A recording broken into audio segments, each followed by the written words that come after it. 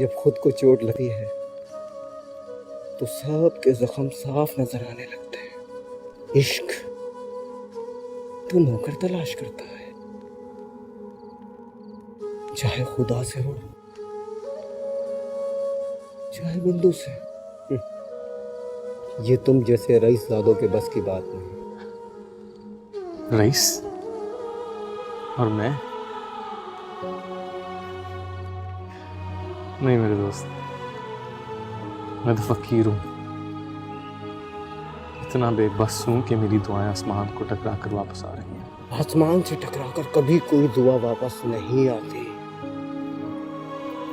कितनी बार गिड़गिड़ाए हो खुदा के सामने।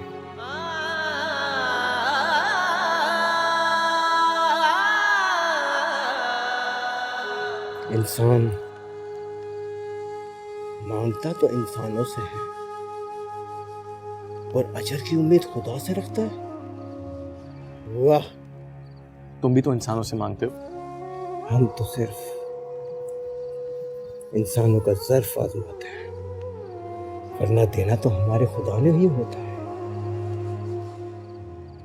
हमें तो सिर्फ ये देखना होता है कि किसको खुदा ने वसीला बनने की फजीलत अता की।